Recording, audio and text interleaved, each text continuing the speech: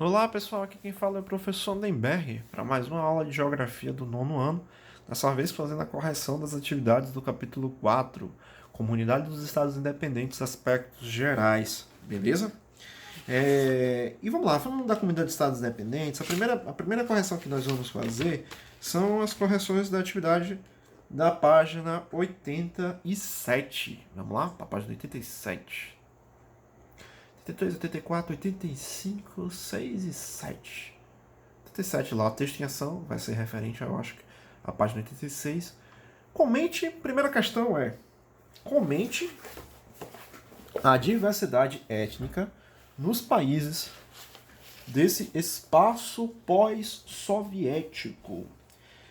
É o seguinte, galera.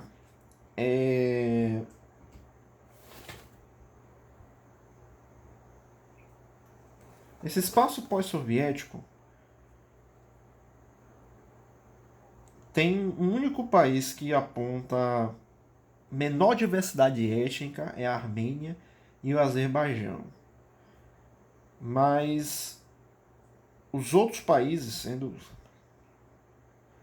tem muitos outros povos, muitos grupos étnicos. E isso provocou margem a movimentos separatistas, tá bom? Apenas a Armênia e o Azerbaijão têm menor diversidade étnica, sendo que nos demais países há grande diversidade, inclusive com povos que muitas vezes falam idiomas diferentes. Em alguns casos, isso se dá margem a movimentos separatistas. Segundo, a SEI apresenta indefinição quanto a alguns aspectos. Dê exemplos que justifiquem essa afirmação. Pessoal, vários países já criaram suas moedas nacionais. Mas em quase todos ainda circula a moeda russa, o ruble. Você vê que a herança soviética ainda é forte. De que maneira? De maneira que muitas das vezes circulam duas moedas na economia. Algumas também criaram suas próprias forças armadas, embora frágeis, e o que gerou conflitos com a Rússia, que desejava recuperar as armas nucleares, instalações militares, navios submarinos, mísseis construídos pelo exército soviético. As crises econômicas, pessoal, que se sucederam logo após a fundação da Comunidade dos Estados Independentes, criaram igualmente dificuldades que contribuíram para a sua indefinição. Isso explica porque recentemente alguns especialistas empregam a expressão espaço pós-soviético ou novos países independentes para entender o que são esses países aí pós a União Soviética, né?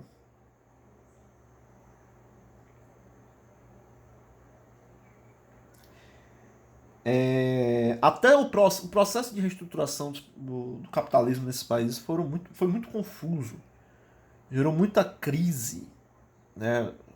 Para você entender, eles só conseguiram se recuperar economicamente de 2005, 2008, 2010 para cá. Eles conseguiram melhorar, coisa que ocorreu lá a partir de 1991. Né? Olha o tempo que foi para tentar se recuperar economicamente. Vamos lá? Respondido? Vamos para as próximas perguntas da página 88. 88, pessoal, é a página A. A primeira questão, texto em ação. Observe o mapa físico da Comunidade dos Estados Independentes na página 87 e responda.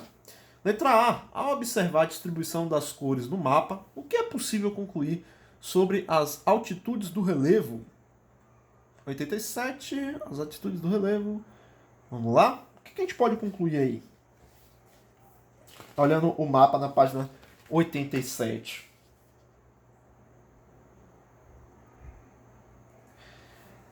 As cores relevam a grande variação de altitude na região, né? Algumas de até 200 metros e outras que ultrapassam 4.000 metros. Aqui até a própria legenda destaca isso. Próxima pergunta. B. Em sua opinião, por que as cores mais quentes são utilizadas para representar as maiores altitudes? Por quê? Vale lembrar, pessoal, que isso são convenções da cartografia, né? Quanto mais alto se apresenta-se com cores mais escuras, né? Cartografia significa estudos de mapas, viu, galera? 2. Caracterize o clima dos países desse espaço pós-soviético. Como é esse clima aí? Em razão da sua extensão territorial, existe vários tipos de clima nessa região, mas em geral temperados continentais ou frios pelo fato de estar acima de 40 graus de latitude.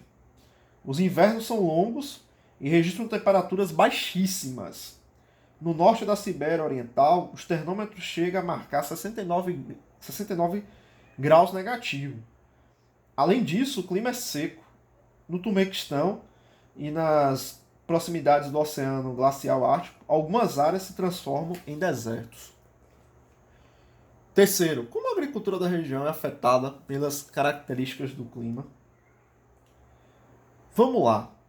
As chuvas, em geral, insuficientes e irregularmente distribuídas dificultam a prática da agricultura. Isso agrava os problemas dessa atividade do setor primário na região. Quarto, qual a influência do clima nos meios de transporte? Olha, pessoal, presta atenção, isso é notório. Ó. Quando há inverno rigoroso, afeta os meios de transporte, principalmente os meios de transporte marítimo, né? As hidrovias, vamos dizer assim, dos rios. Mas especialmente nas regiões do norte e do leste, pois o congelamento da superfície da água interrompe a navegação fluvial. E também em rodovias e ferrovias ficam até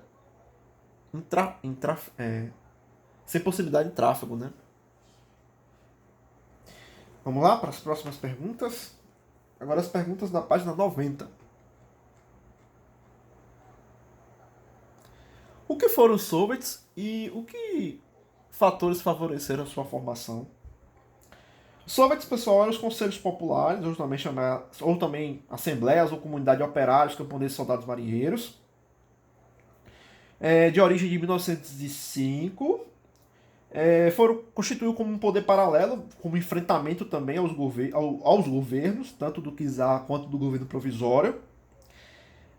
A situação da crise econômica, agravada pela participação russa na Primeira Guerra Mundial, com um grande número de mortos entre os soldados e, em geral, filhos de camponeses, favoreceu a multiplicação desses soviets como forma de resistência aos problemas que viviam a população na época.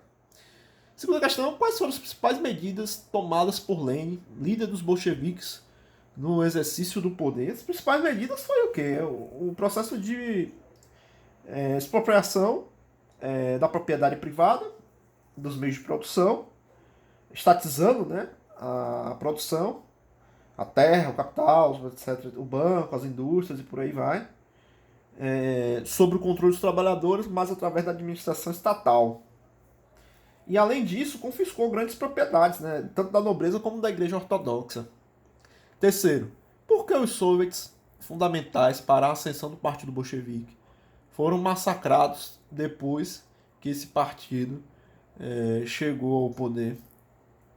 Não necessariamente logo quando o partido chegou ao poder que foi massacrado. O massacre dos soviets ocorre quando há a ascensão de Joseph Stalin. Quando Joseph Stalin chega ao poder e implementa, através de uma burocracia, e implementa uma ditadura na Rússia, na União Soviética, que há um processo um estado com um único partido político e acaba com os soviets, né? Quarto, a burocracia é um sistema de administração com base em regulamentos, rotina e hierarquia. O excesso da burocracia produz uma complexidade de exigências, papéis e regras que atravancam a democracia e o desempenho da economia. A burocracia pode também indicar um conjunto de burocratas ou funcionários que obedecem a uma rígida hierarquia e cuidam da rotina burocrática da obediência dos regulamentos. Aí conversa com os colegas sobre a expansão impossível agora, né? Sobre a nova burocracia na União Soviética após a vitória do Partido Bolchevique ou Partido Comunista. A burocracia pessoal na União Soviética é uma casta, tá certo? É uma casta que ela esteve no poder, e ela também esteve no poder respaldada sobre um regime ditatorial, sobre um regime autoritário. E ela não era dona dos meios de produção. Ela estava, através do Estado, ela estava sobre. Ela não era dona propriamente dita, mas ela estava sob o controle disso. E de um controle de forma rígida e burocrática. Por isso que o termo burocracia soviética, né? Quinto, em 1922, a Rússia recebeu o nome da União das Repúblicas Socialistas Soviéticas. Além da mudança de nome, em que outras transformações ocorreram? Vamos lá, a União Soviética anexou novos territórios, Armênia, Geórgia e Azerbaijão, em 22. E depois, em 40, Estônia, Letônia e Lituânia. Vamos lá para próximas perguntas. As próximas perguntas, pessoal, são na página 94.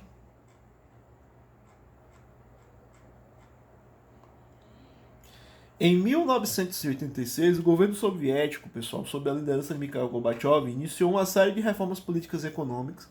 Sobre esse assunto, resolva as atividades. A. Explique o significado das palavras perestroika e glasnost. Perestroika, pessoal, é o quê? Perestroika significa reestruturação e glasnost significa transparência. B. Qual era, afinal, a proposta da perestroika?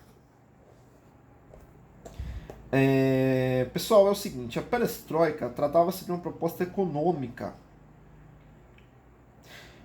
e geopolítica para superar os limites do socialismo e da economia planificada. Era um projeto para a União Soviética do século XXI. Uma tentativa de modernizar o país e mantê-lo entre as grandes potências mundiais desse século. Tá bom? Pensava-se assim, Mikhail Gorbachev, quando se tratava da perestroika. C. Quais eram as dificuldades enfrentadas pela perestroika e pela glasnost? A linha dura, né? Os setores mais conservadores do partido, que não aceitava, do Partido Comunista, não aceitava essas reformas. A liberalização política e econômica do Estado Soviético, promovida pela perestroika e glasnost, enfrentava três tipos de oposição ou de interesses conflitantes. Né? A linha dura, de corrente stalinista, que representava as camadas dominantes da burocracia, e do outro lado também os progressistas, né? Que pressionava Gorbachev a apressar as reformas de perestroika e glasnost.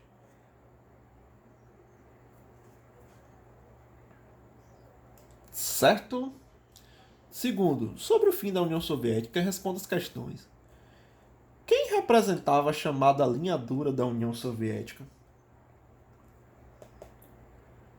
E o que ela tentou fazer em 91? Tentou dar um golpe de Estado em 91 e ela representava os membros alta patente militares, né? Que se alinhava com as políticas da burocracia, né? Se alinhava com o regime como deveria ser, autoritário, burocrático, por aí vai. E ela tentou dar um golpe de Estado em Mikhail Gorbachev para tentar conter as reformas. Né? B. Podemos afirmar que o golpe da linha dura fracassou? Sim. O golpe fracassou. Muito por conta também da pressão popular. Né? A pressão popular não queria isso. E nem muito menos também a forma de como Mikhail Gorbachev estava gerenciando essas reformas. Vale lembrar. C. Por que o governo de Gorbachev chegou ao fim? Apesar do fracasso do golpe para destituí-lo do poder. É o seguinte, galera. Sim, o que aconteceu, né? O governo chegou ao fim porque, ao fracassar o golpe, as diversas as diversas repúblicas venceram e se tornaram países independentes. Ou seja, quando Gorbachev foi libertado em 1991, o poder soviético já estava esvaziado e já não tinha mais autoridade. O poder de fato estava com o governo da Rússia, em primeiro lugar, e com os governos das outras repúblicas. Por isso que Gorbachev, né, não dá continuidade. Quais foram as três repúblicas soviéticas que conquistaram sua independência em 1991? E o que aconteceu com as demais repúblicas? A primeira foi as três bálticas, né? Lituânia, Letônia e Estônia. Foram independentes, foram imediatamente reconhecidas pela ONU e pela maioria dos países, inclusive pela Rússia. As demais repúblicas ainda se mantiveram juntas durante algum tempo, só depois que se separaram, né? Terceiro, observe a foto da página 93. E, na opinião de vocês, é importante a mobilização popular na conquista dos direitos e contra os governos totalitários? De suma importância a participação popular, independente do regime que esteja, né? Se seja totalitário, ditatorial ou democrático. A participação popular deve ser é a chave para a movimentação e para as transformações e mudanças, para que proporcione algo mais novo, algo que funcione, né?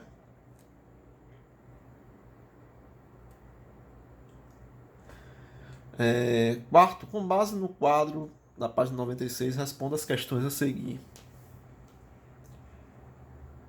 A. Qual a etnia comum praticamente de todos os países da ex-União Soviética? A mais comum a etnia russa, né? A mais comum, né? A mais popular. Praticamente em toda a ex-União Soviética. Quais são os países com maior mistura de nacionalidades e os países com a menor? Cazaquistão, né? Cazaquistão e Quirguistão são as que têm os maiores números de nacionalidades. Armênia e Azerbaijão que têm abaixo número de grupos étnicos, povos étnicos, né?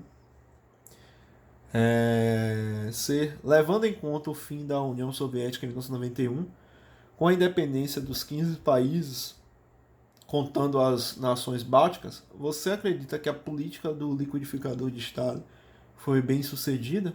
E quais foram as consequências dessa política até os dias atuais?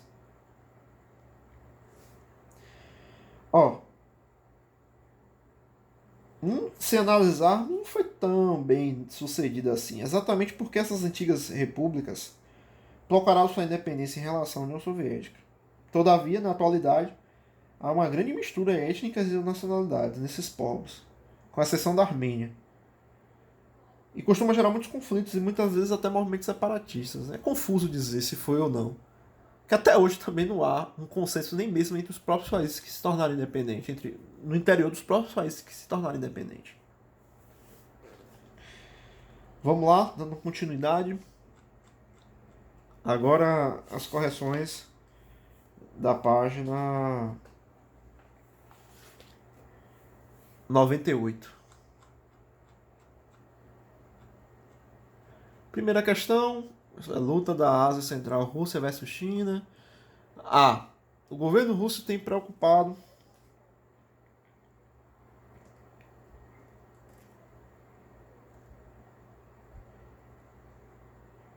o governo russo tem procurado agrupar os países do espaço pós-soviético, com exceção das três repúblicas bálticas, por meio de uma série de pressões e propostas. Cite pelo menos uma delas. Uma proposta é a preocupação russa em instituir a União Econômica da Euroásia, como pressão. Vai lembrar que os russos também apoiaram os movimentos separatistas no leste da Europa, onde a Rússia se apossou da Península da Crimeia. Então é curioso, né, o que acontece sobre isso. Há uma série de pressões, né? Tem também a questão da militar na Rússia, no Quirguistão e Taquequistão e por aí vai. B. o texto menciona a Ásia Central. Quais são os países mencionados que pertencem a essa região? Cazaquistão, Uzbequistão, Turmequistão, Quirguistão e Tajiquistão. C. Quais são os competidores que a Rússia vem enfrentando nos dias atuais na tentativa de controlar novamente os países da Ásia Central? Turquia e principalmente a China. E D. E último, entre 2008 e 2017 a economia russa cresceu pouco, apenas 0,9% ao ano, em média. A China, nesse mesmo período, cresceu uma taxa média anual de 8,2% e a Turquia uma taxa média anual de 4,5%. Do seu ponto de vista, esse fato dá